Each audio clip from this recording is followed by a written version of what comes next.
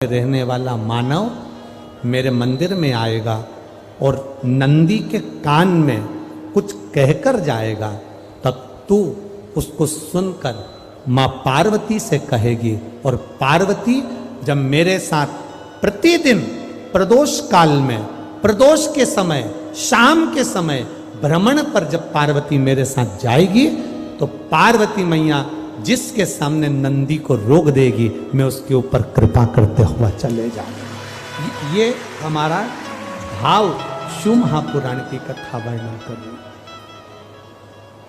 ये हमारा भाव भगवान देवाधिदेव महादेव का चरित्र वर्णन कर रहा है, ये शिव तत्व वर्णन कर रहा है। कितने लोग हैं जो भगवान नंदी के कानों में कुछ कहकर आते हैं? बोले हो कभी? सीधे बोल देते हो क्या जाकर? नंदी के कानों में कहने का भी एक तरीका है। आप लोगों को मालूम होगा वो तरीका? नहीं मालूम?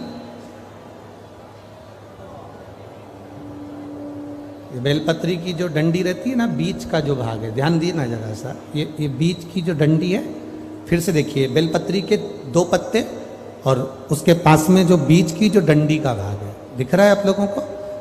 ये दो डंडी, ये बीच की दो पत्ती और उसके बीच में जो दो डंडी का भाग होता है।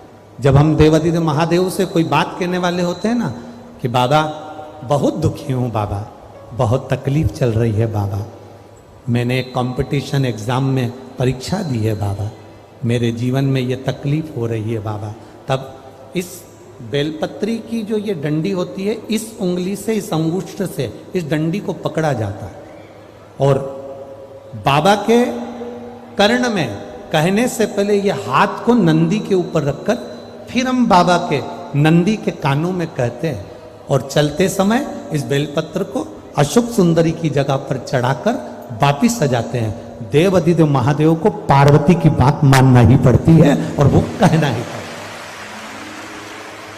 ये बेलपत्र की महत्व है। ये जितना फल एक बेलपत्र की पत्ती में, उतना की उतना फल हम आपसे फिर कहेंगे। कभी मौका मिल जाए जिंदगी में, कभी तुम्हारे जीवन में अगर मौका मिले और कहीं बेलपत्री का वृक्ष मिल जाए जिसकी छांव तुम्हारे ऊपर पड़ रही हो, तुम्हारे ऊपर अगर बेलपत्री की छांव पड़ रही हो, उसके नीचे बैठकर कभी मौका मिले, एक बेलपत्री का पत्ता मात्र रखकर आप शिव जी का नाम लेकर जल भी अगर समर्पित कर रहे हो ना, तो वो 12 ज्योतिर्लिंग को जल चढ़ाने के बराबर फल प्रदान कर